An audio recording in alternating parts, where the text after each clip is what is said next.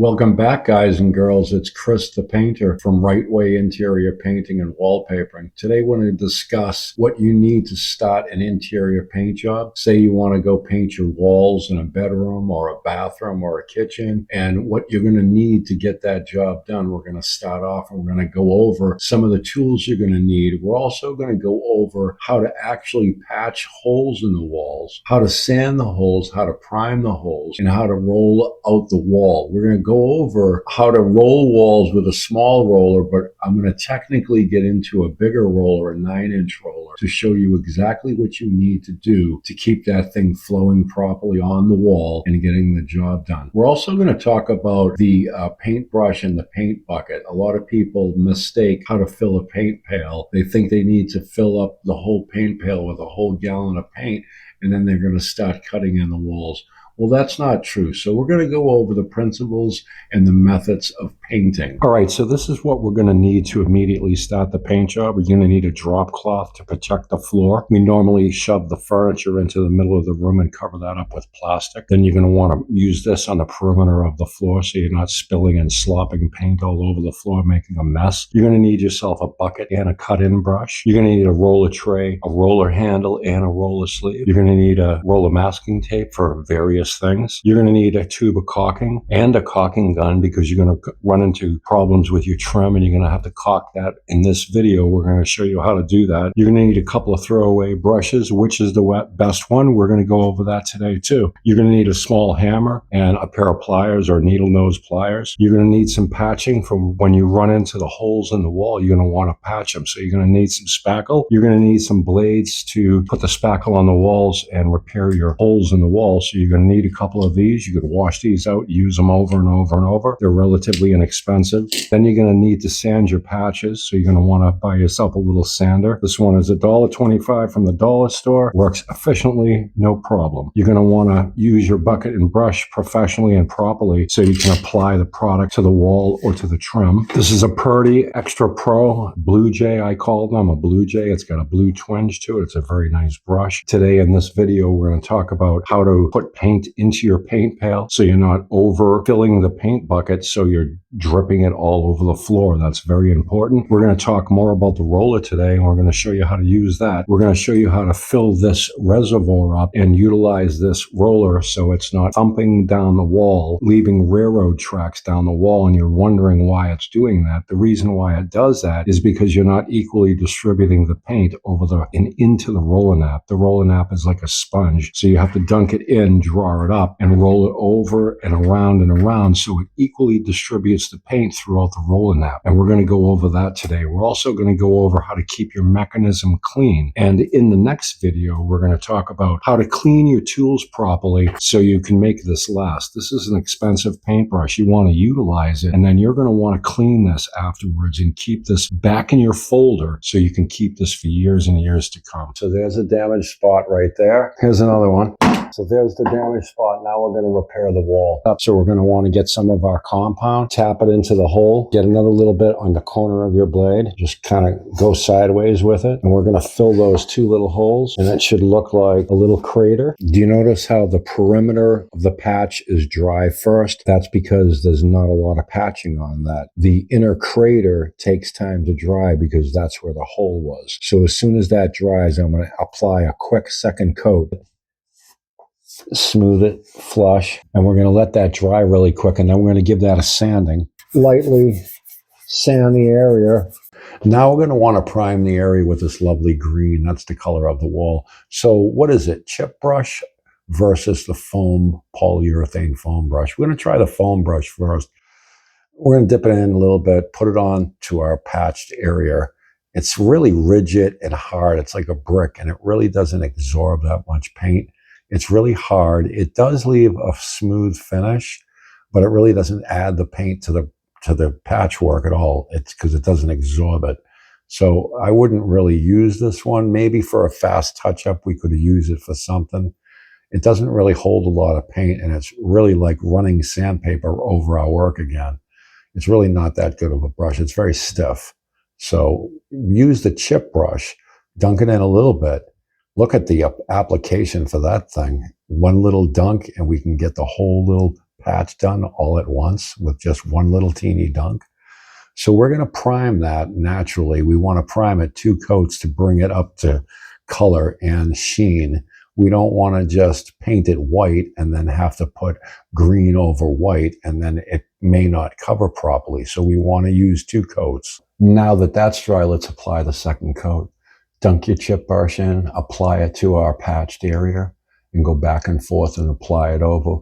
The chip brush is really good. You can wash that out and use that for job after job after job. Okay, now that we primed our 2 holes in the wall and patched them smoothly, we're going to want to fill up our painting tray. Dunk your roller into it, spin it in there, bring it back up on your palette, and then go around to get it all into the nooks and crannies and absorb into the roller. Dunk it into your reservoir again, pull it back up on your palette, and spin the roller completely around to get it all absorbed. Now do it again, bring it back up, roll it all the way around, do it one more time, go back into your reservoir, bring it back up onto the palette, and go around so it absorbs fully into the roller equally around the entire roller. And then we're going to bring it over and we're going to roll our up and down. Do you see the sheen it's leaving? Plus, let's look at the texture. That's the texture roller mark. That's why you're not going to see the patch that we did, the 2 holes. We're going to leave a little bit of texture on there. And when that dries, we'll take a picture of it. As it's drying, can you see our patch area? Right there. You see the texture of the roller nap?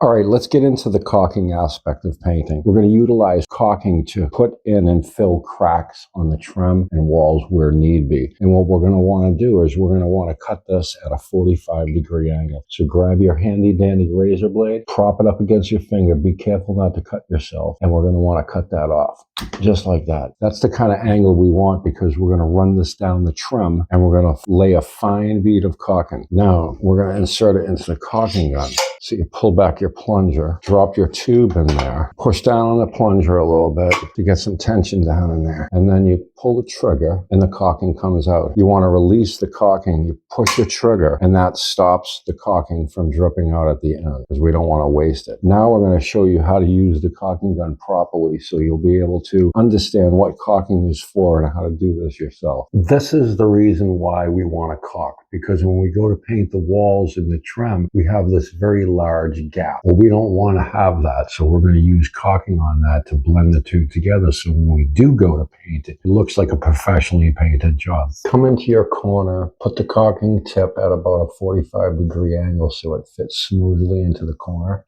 Do you see that there? And then what you want to do is you want to just pull the trigger and draw down at the same time. Pull on the trigger very lightly and draw down at the exact same time. That's going to leave a fine bead of caulking right on the trim where we can connect it all together. And then you're going to take your finger and very lightly run your finger down in between the crack where it meets the wall and the trim, and you're going to blend that in. So when we go to paint this, we don't see this very large gap in between the wall. That's what caulking is utilized for. We use that on walls and trim, and that's going to make for a much better paint job, and the end result is going to be professional looking paint job. Okay, let's get into the paint pail. Open your paintbrush. We're using quality tools here for this job. This is a Purdy brush, Pro Extra Stiff. It's a Bluebird.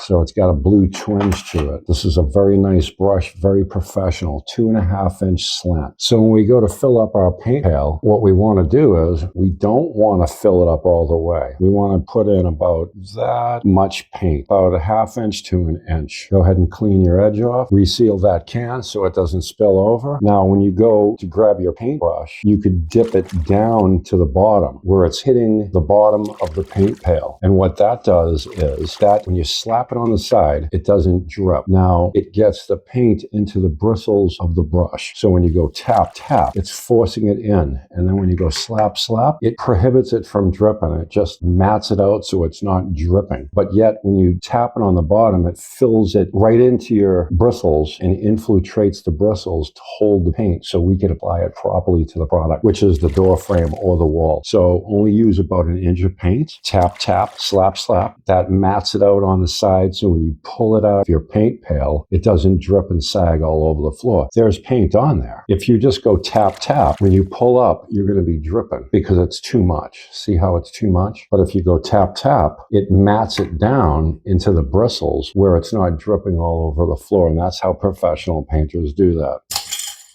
Let's get into talking more about rollers. The most important part of the roller is the mechanism right here where it meets this little round washer. When it spins, if the paint infiltrates the roller inside, and we want to keep this portion out of the paint, that's why it's important to fill up paint tray as well as the paint pail, the appropriate amount of paint. We don't want to exceed about a ½ inch of paint in the reservoir at a time. So we can go like this, and then draw it back up onto our palette, and then distribute it equally throughout the roller. So this portion here would be the most important, is not to get this portion into the paint itself. We don't want paint to get into this mechanism because graphite will be produced and that will drip and mark your wall when you're painting. So that's very important not to overfill your tray. So when we go to paint, we fill up the reservoir about that much. And this is your palette up here. We want to try to keep the paint out of the mechanism. So we go down and we push the paint roller. Well, not submerging it. We're just trying to apply it to the outer portion of the roller. Now that it has this effect, we want to roll it around. So now we're going to send it in here a little bit, get paint on it, draw it back up onto your palette area and roll it around several times. There's a hollow spot here. We want to fill all of that in. So bring more paint up, go completely around, and let's get the entire roller absorbed equally. So bring it back up onto your tray. Do you notice how I haven't infiltrated the mechanism? I just want the paint going into the roller nap itself, and you can see that by the color change. Push it down, draw it up on your palette. There's plenty on your palette right now. Look how much paint is on there. It's equally distributing the paint throughout the roller nap. Draw it up onto your palette, roll it around. Now it's properly coated with paint throughout equally, so you're not going to leave roller tracks and railroad tracks down your wall wondering why the roller is not working properly. This is the reason why. So you have to fill it, go down into your reservoir, draw back up onto your palette, and roll it around to absorb it. And you'll do that for every run. When you're painting the wall, you'll do it precisely like this for every single one, and you're going to have a real quality job at the end of it. There you go. Push it in, bring it up. That's how you do that. Most importantly, keep your mechanism clean. The moral of the story is keep your eye on the ball, keep your eye on the mechanism, keep your eye on the brush, and when you're rolling the walls, keep your eye on the roller and follow your roller up and down. Therefore, you're not going to hit the ceiling or whack the trim. That's how professionals do it. Okay, guys and girls, that was quite a learning experience we just went on.